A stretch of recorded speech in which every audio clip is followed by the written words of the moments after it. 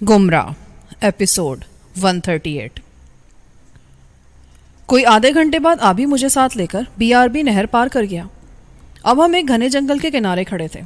आबी ने मोटरसाइकिल बंद की और मुझे बड़े गौर से देखता हुआ बोला, तू सही सालिम तो है ना?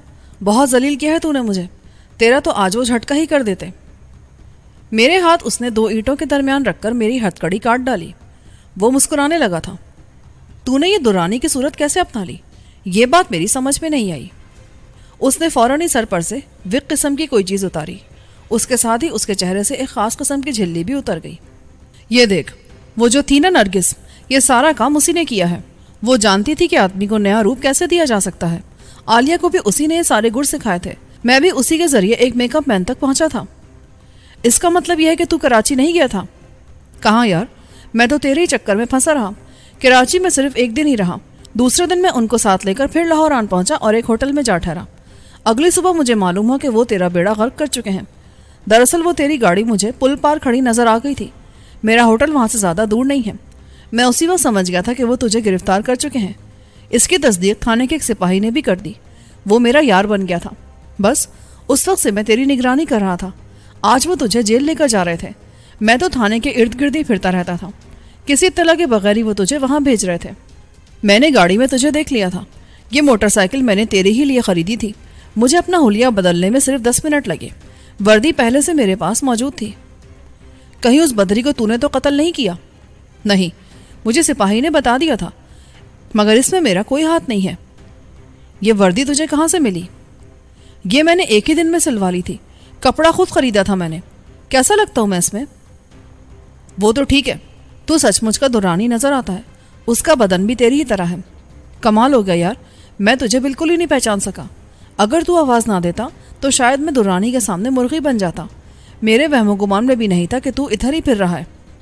चल इधर आ, ये गांव बने हैं ना, इधर अबरी मेरा एक दोस्त रहता है यहाँ, हम उसके पास जाकर ठहरते हैं। ये कहकर उसने मोटरसाइकिल पर रखे एक अटैची केस में से जोड़े निकाले। एक उसने मुझे दिया और दूसरा खुद ले लिया। ये हुलिया बदल ले, इसी में हमारी बचत है। ये कहकर वो एक दरख्त की ओट में जा पहुंचा। कुछ ही देर बाद हम अपना लिबास तब्दील कर चुके थे।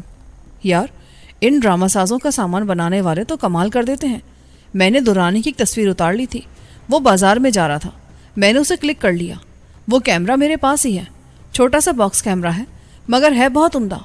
वो तस्वीर मैंने उस मेकअप मैन को दिखाई तो उस आदमी ने मेरे लिए ऐसा चेहरा बना दिया कि कोई पहचान ही नहीं सकता था।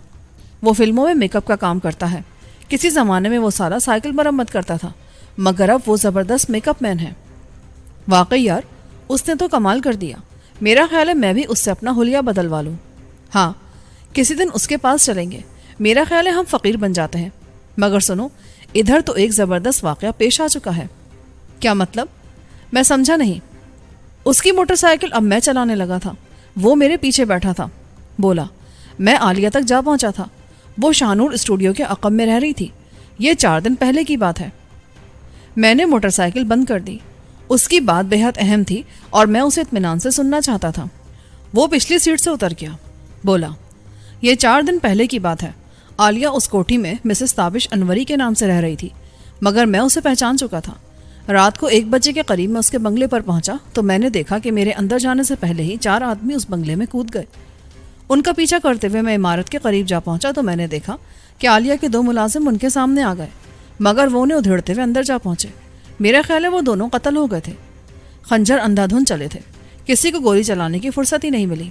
अंदर जाकर उन चारों ने आलिया को बिस्तर समेत उठा लिया और उसे साथ लेकर वो सीधे अपनी गाड़ी तक जा पहुंचे। मैं बस उन्हें देखता ही रह गया।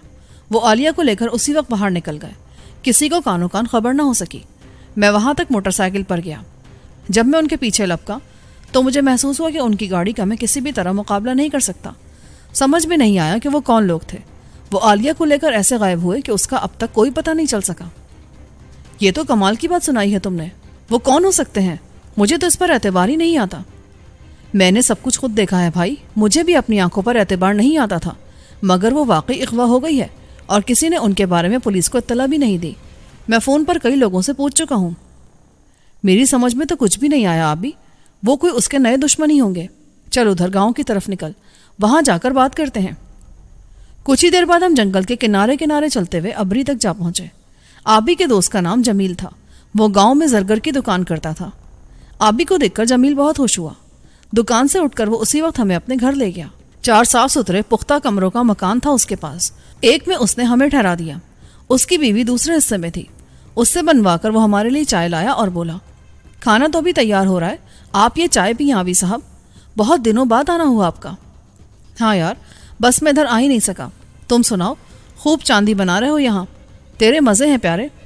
بس جی، آپ کی مہربانی ہے، آپ نے میرا خیال ہے یہ دھندا چھوڑ دیا ہے۔ ہاں، بات کچھ ایسی ہی ہے، یہ میرے دوست ہیں غلام جیلانی، ان کی اردل میں ایسا پھنسا کہ پھر کسی بات کا ہوش ہی نہ رہا۔ اچھا ہے، کسی نہ کسی کے تو مرید ہوئے آپ۔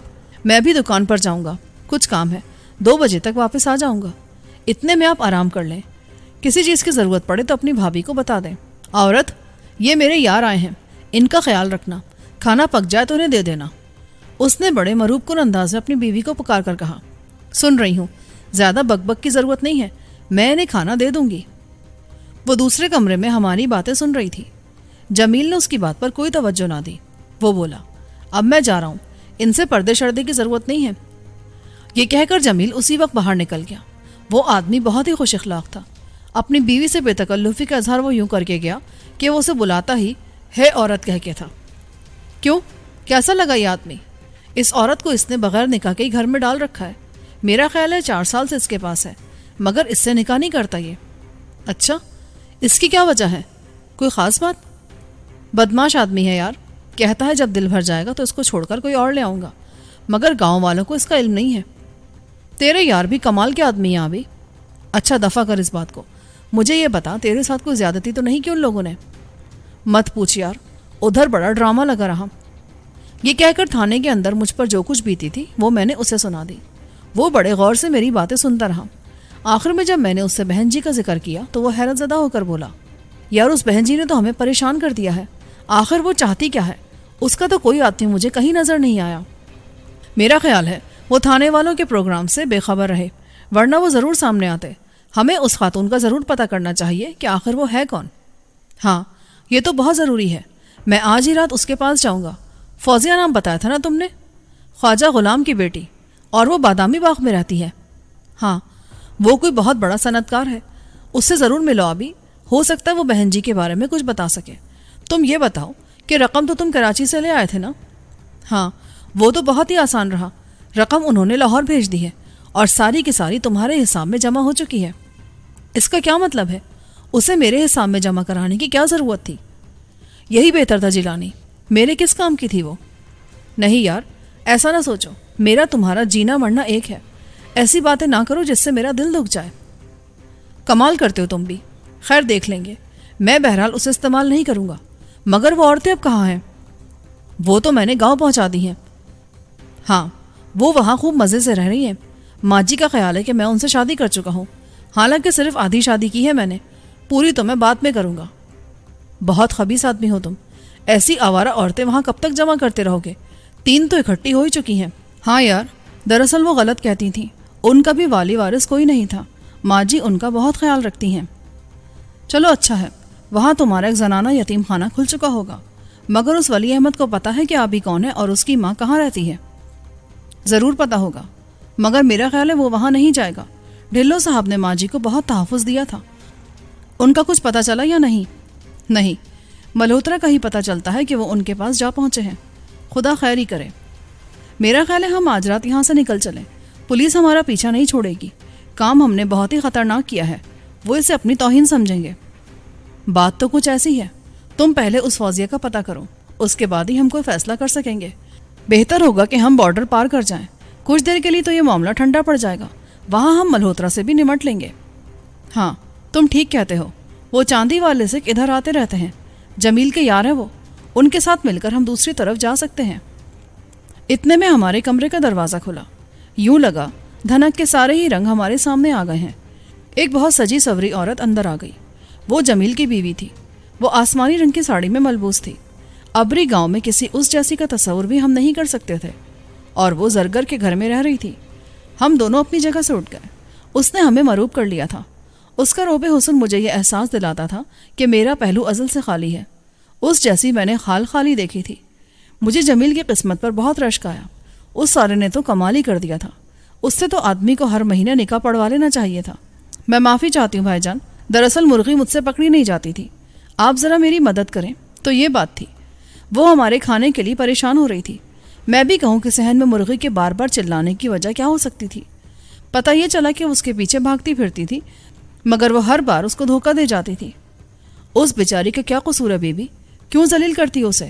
کھانے میں ہم دال بھی کھا سکتے ہیں۔ جی نہیں، جمیل سنگھ ہے نا، وہ کہہ گیا ہے، اس کا حکم تو ماننا ہی پڑے گا۔ جمیل سنگھ؟ تو گویا یہ نام رکھا ہے آپ نے اس کا؟ جاؤ بھائی، ان کو مرغی پکڑ دو۔ میں نے آپ ہی کو اس کام پر اکسایا۔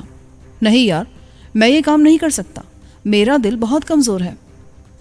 وہ ہنسنے لگی۔ اس کی ہنسی میں ندی کے پانی کی جھنکار سنائی دیتی تھی۔ چلیں، میں آپ کی مدد کرتا ہوں۔ یہ کہہ کر میں اس کے ساتھ صحن میں جا نکلا۔ صحن میں کئی مرغیاں پھر رہی تھیں۔ میں ان کے پیچھے بھاگا تو وہ کھلکھلا کر ہنس دی۔ میرے ہاتھ بہت ہی آڑے ترچھے چل رہے تھے۔ مرغیوں کو پکڑنا بھی ایک فن ہے اور میں اس سے بالکل نابلد تھا۔ کوئی 10 منٹ تک جب میں کوئی بھی مرغی نہ پکڑ سکا تو وہ بولی، وہ ٹوکرا لے لیں اور کسی ایک پر ڈال دیں، یہ ایسے ہاتھ نہیں آئیں گی۔ تجویز مناسب تھی۔ میں نے ٹوکرا اٹھا کر فوراً ایک مرغی پر ڈال دیا۔ یہ کام تو آپ خود بھی کر سکتی تھیں۔ میں نے ٹوکرے کے نیچے سے مرغی نکال کر اس کی طرف بڑھاتے ہوئے کہا۔ وہ ابھی تک ہنسے جا رہی تھی۔ وہ بولی، یہ ٹوکرا مجھے ابھی یاد آیا، ورنہ میں اسے خود استعمال کر سکتی تھی۔ ہاں، اس کو آرام سے ذبح کریں، نازک چیز ہوتی ہے یہ مرغی۔ یہ کام بھی آپ ہی کریں گے بھائی جان، ورنہ جمیل سنگھ کو بلا لیں، میں نے یہ کام کبھی نہیں کیا۔ چلو چھٹی ہوئی، یہ کام بھی ہمیں ہی کرنا ہوگا۔ ادھر آبے مسٹر پیرزادہ، یہ مرغی تو ذبح کر دے ذرا۔ آبی اس وقت دروازے میں آن ٹھہرا تھا۔ میں نے اس بیوی سے مرغی لے کر اس کے حوالے کر دی۔ وہ خاتون چھری لائی تو آبی نے اسے صحن میں نلکے کے قریب بیٹھ کر جیسے بھی ہو سکا ذبح کر دیا۔ میرا خیال ہے اس سالے نے تکبیر بھی نہیں پڑھی تھی۔ وہ بیوی سمجھ گئی، بولی، آپ نے تکبیر بھی پڑھی تھی کہ نہیں؟ وہ تو مجھے یاد ہی نہیں رہا، اب کیا ہوگا؟ مرغی اس نے زمین پر ڈال دی۔ پھر یہ تو جھٹکا ہو گیا، یہ تو ہم نہیں کھا سکتے۔ کھا لیں گے بھائی، آخر کو یہ مرغی ہی تو ہے، کوئی بکرا تو نہیں تھا۔ بیوی اب بھی اس پر تکبیر پڑھی جا سکتی ہے۔ یہ کہہ کر آبی نے 3 بار اللہ اکبر کہہ دیا۔ وہ برابر ہنستی جا رہی تھی، یوں لگتا تھا جیسے اسے ہم سے مل کر بہت خوشی محسوس ہو رہی ہے۔ مجھے اس کی یہ عادت بہت پسند آئی۔ وہ گھر کو ماتم کدہ بنا کر نہیں رکھتی تھی، خود بھی ہنستی تھی اور دوسروں کو بھی ہنساتی تھی۔ میرا نام سملا ہے بھائی جان، مجھے آپ میرے نام سے پکار سکتے ہیں۔ وہ بیوی کے لفظ کی تکرار سے عاجز آ گئی تھی۔ اچھا نام ہے، سملا۔ کیوں جیلانی، تمہیں پسند آیا نا؟ ہاں، نام ہی نہیں، نام والی بھی پسند آئی ہے۔ جمیل واقعی خوش نصیب ہے۔ میں نے سملا کو باورچی خانے کی طرف جاتے دیکھ کر کہا۔ اس نے ایک لمحے کے لیے مجھے مڑ کر دیکھا اور پھر دروازے میں جا گھسی۔ میرے ان لفظوں نے اسے اور خوش کر دیا تھا۔ ہم دونوں ایک بار پھر کمرے میں جا بیٹھے۔ حالات کا تجزیہ ہمیں یہی احساس دلاتا تھا کہ کوئی گھڑی بھی ہمارے لیے نیک نہیں ہے۔ آبی نے تکیے پر سر رکھا اور چند ہی لمحوں بعد وہ گہری نیند میں کھو گیا۔ میں آبی کے حوصلے کی داد دیتا ہوں۔ ایک لحظے کے لیے بھی وہ میری طرف سے غافل نہیں رہا تھا۔ مجھ سے جدا ہونے کے لیے اس نے جو وقت منتخب کیا وہ میرے لیے باعث حیرت تھا، مگر وہ کراچی میں صرف ایک ہی دن رہ کر لاہور واپس آ گیا۔ میرے لیے اس نے خدا جانے کیسے کیسے پاپڑ بیلے تھے، کہاں کہاں وہ نہیں گیا ہوگا۔ اس بھاگ دوڑ کے دوران اس نے موٹر سائیکل بھی خریدی اور اس پر بیٹھ کر وہ میرے تعاقب میں چلتا رہا۔ اسے معلوم تھا کہ میں کس مصیبت میں پھنس چکا ہوں۔ ایک لحظے کے لیے بھی اسے چین نہیں آتا ہوگا۔ اس کی قسمت اچھی تھی کہ وہ مجھ سے الگ ہو گیا، ورنہ وہ بھی میرے ساتھ ہی تھانے کی ذلت سہ رہا ہوتا۔ مگر وہ آزاد رہ کر میرے لیے اتنا کچھ کر چکا تھا کہ میں اس کا احسان چکا ہی نہیں سکتا تھا۔ اس کی اس وگ نے میری جان بچا لی تھی۔ درانی کا حلیہ اس نے اس طرح اپنایا کہ میں خود بھی آخری وقت تک اسے پہچان نہیں سکا۔ اس کی دوستی پر میں فخر محسوس کر سکتا تھا۔ آبی واقعی بہت عظیم تھا۔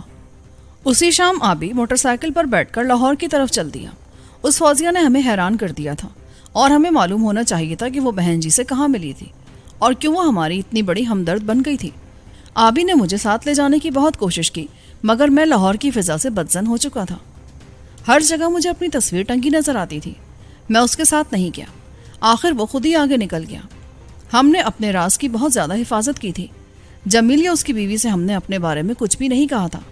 آبی نے مجھے روک دیا کہ میں بھولے سے بھی اپنے سلسلے میں ان سے کچھ نہ کہوں۔ ہمارے لیے یہی بہتر تھا۔ اس وقت رات کے 8 بج چکے تھے۔ آبی باہر نکلا تو جمیل بھی اندر آ گیا۔ وہ رات کو عموماً دیر سے گھر آتا تھا۔ سملا مجھے یہی بتا رہی تھی۔ وہ واپس آیا تو بولا، آج ہم واہگہ جا رہے ہیں، رات وہیں رہیں گے، تمہیں کوئی اعتراض تو نہیں ہے نا عورت؟ مگر کیوں جا رہے ہیں آپ؟ کوئی اور بھی عورت رکھی ہوگی وہاں پر آپ نے، گھر میں مہمان آئے ہوئے ہیں۔ وہ اس وقت برآمدے میں چارپائی پر بیٹھی تھی۔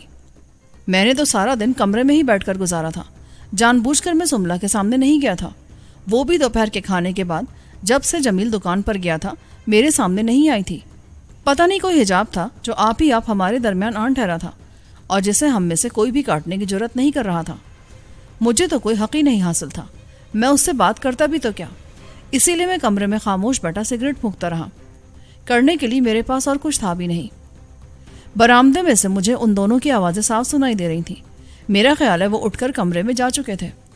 آدھے گھنٹے بعد جمیل میرے کمرے میں آ گیا اور بولا، آپ بھی تو لاہور چلا گیا ہے، میں بھی آج واہگہ جا رہا ہوں، کچھ کام ہے مجھے وہاں، کسی چیز کی ضرورت ہو تو سملہ سے کہہ دیں۔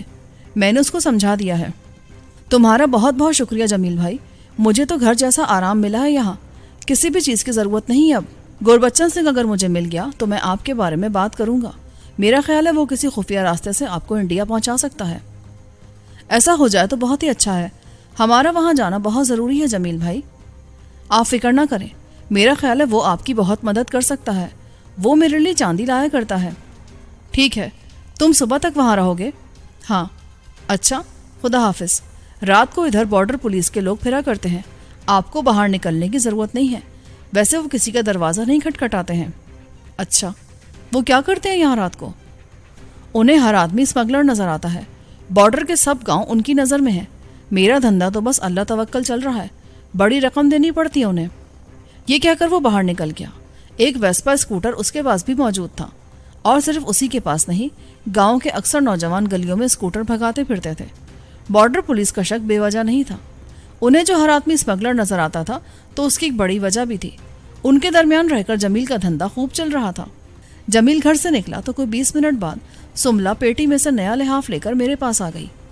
یہ لحاف رکھ لیں بھائی جان، کمبل سے تو کام نہیں چلے گا، اگر آپ برا نہ مانے تو میرے پاس بیٹھ جائیں، میں نے آپ جیسی کوئی نہیں دیکھی، اتنی ملنسار، اتنی ہسمکھ، اتنی حشاش بشاش۔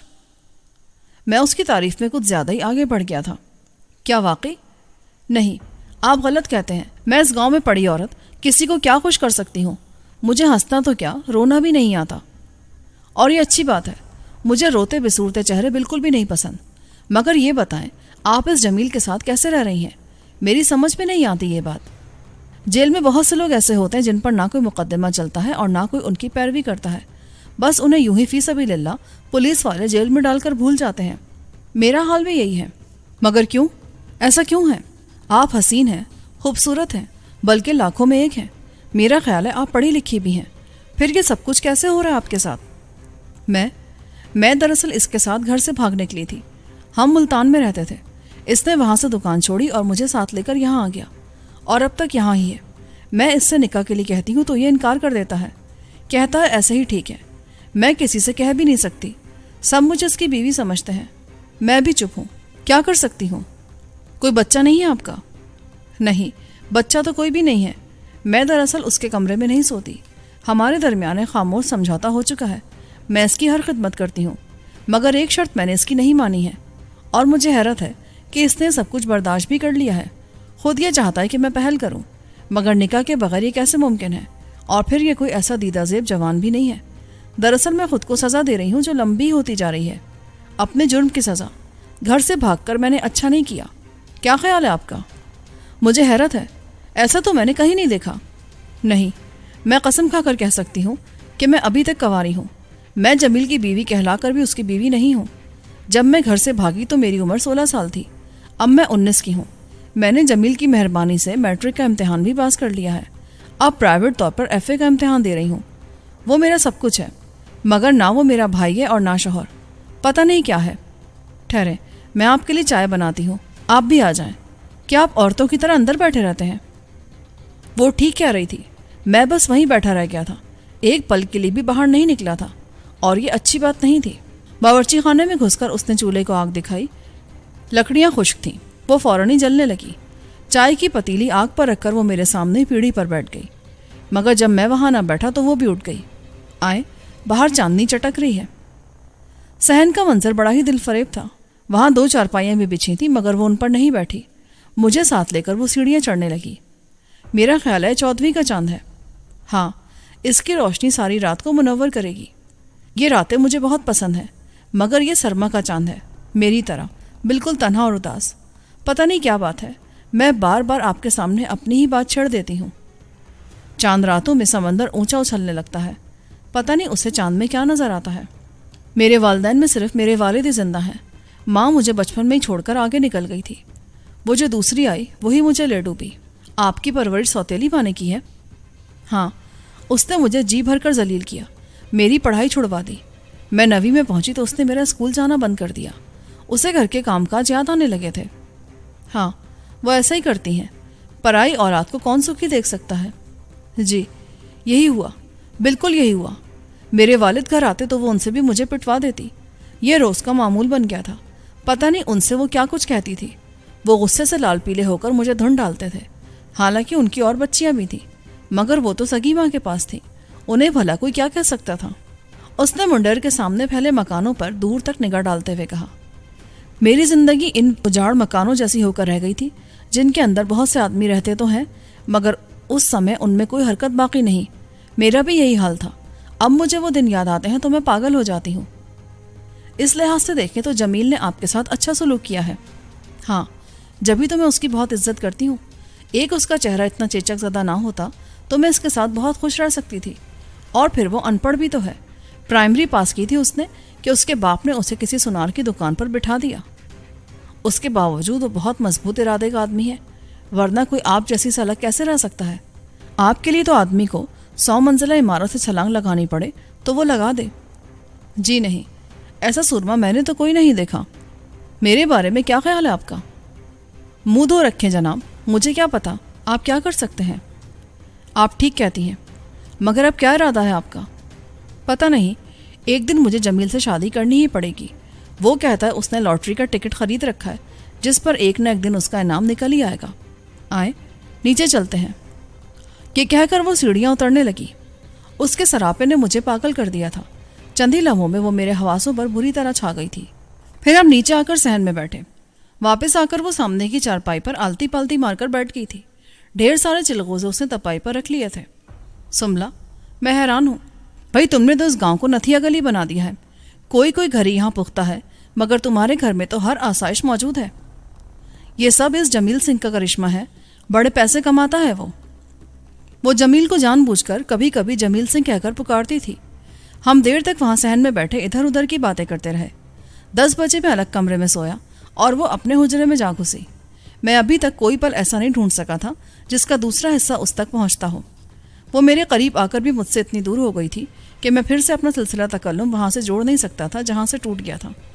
सच तो यह कि सुमला मेरी समझ में नहीं आई थी और मैं लहजा बलहजा उसकी तरफ झुकता चला जा रहा था। बिलाखिर मैं निढाल सा होकर बिस्तर पर गिर गया। अचानक मेरी आंख खुल गई। मैं दिल को थपक थपक कर सो गया था, मगर नींद आंखों में आकर गायब हो जाती थी। मैंने 2 घड़ी बिस्तर पर आंख लगाई और फिर उठ बैठा। मुझे किसी पहलू चैन नहीं आता था। सुमला ही सुमला मुझे हर तरफ छाई नजर आती थी। मैंने सिगरेट सुलगाया और लैंप की बत्ती फिर से ऊंची कर दी। कमरा अपनी जगह मौजूद था। उसकी हर शय मुझे साफ नजर आती थी, मगर मुझे हर जगह सुमला का ही अक्स नजर आता था। आखिर मैं अपने कमरे से निकला। दरवाज़ा मैंने अभी बंद नहीं किया था। मैं उसे खोलकर सुमला के कमरे की तरफ चल दिया। आगे पीछे बरामदा बना था और वो तीसरे कमरे में थी। उसने भी दरवाज़ा भेड़ रखा था। मैंने उसके पट ज़रा से पीछे किए तो वो एकदम खुल गया। सुमला उस वक्त किताबों पर झुकी हुई थी। लैंप की रोशनी उसके चेहरे पर पड़ रही थी। उसने दरवाजे में हरकत देखी तो किताब छोड़कर लिहाफ अलग फेंक दिया। वो अभी तक उसी शाम वाले लिबास में थी। क्या बात है, क्यों आए आप यहाँ पर? उसके लहजे में सरजनिश थी। मैं बहुत तन्हा हो रहा था, इसलिए यहाँ चला आया। मुझे नींद नहीं आ रही। तो फिर मैं क्या करूँ? क्यों आए आप यहाँ पर? सुमला, मुझे आपकी मोहब्बत की ज़रूरत है। प्लीज़ ज़रा देखिए रात कितनी उदास है। बेहतर है कि आप यहाँ से निकल जाएं।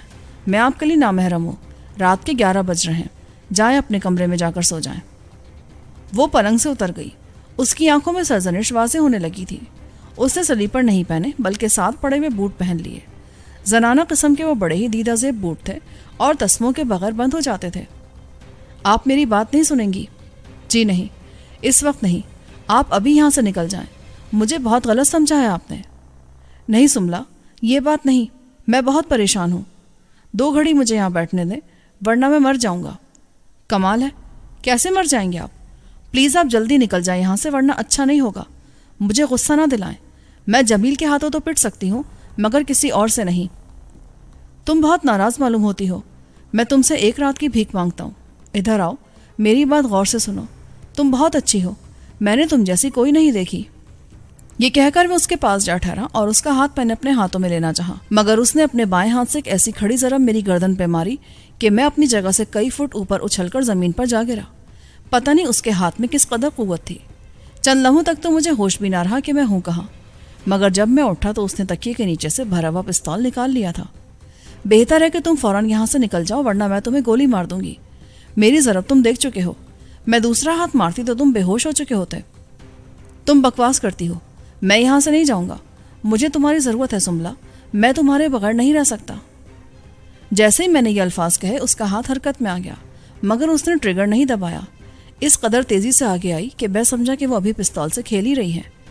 دوسری ضرب اس نے پھر میری گردن پر لگائی مگر وہ میں برداشت کر گیا اور اس کی دائیں کلائی کو ہاتھ میں لے کر میں نے مروڑ دیا، مگر اس کے ہاتھ سے پستول چھڑا لینا ہر کسی کے بس کی بات نہیں تھی۔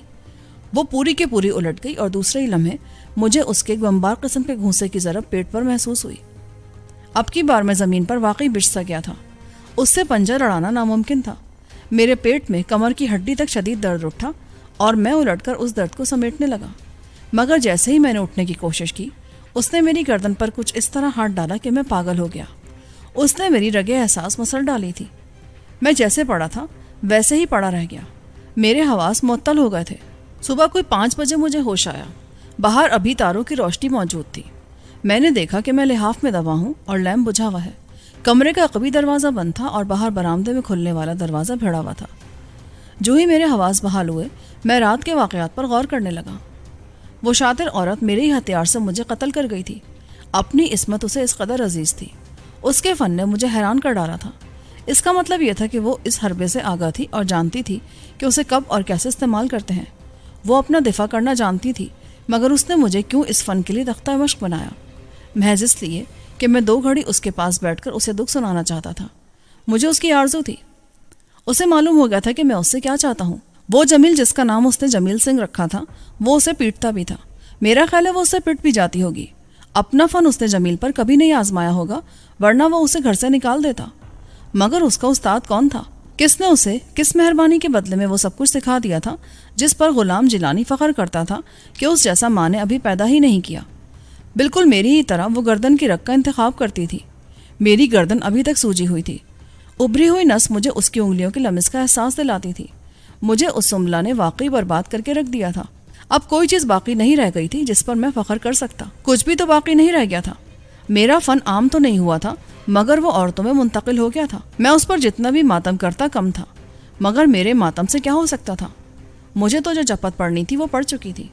میں نے بڑی مشکلوں سے خود کو سنبھالا اور میز پر رکھے سگریٹ اٹھا لیے، مگر جب میں نے ایک سگریٹ سلگایا تو پتہ چلا کہ اندر سے گلا تنگ ہو چکا ہے۔ پھولی ہوئی نس نے جگہ زیادہ گھیر لی تھی۔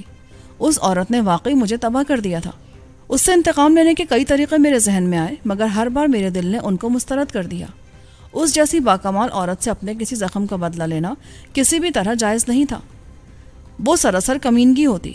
اس نے مجھے للکار کر شکست دی تھی، میری انا کو یوں سڑنگو کر دیا تھا کہ اب اس میں پہلی سے سرفرازی نہیں آ سکتی تھی۔ مگر سوال یہ تھا کہ اس کا استاد کون تھا؟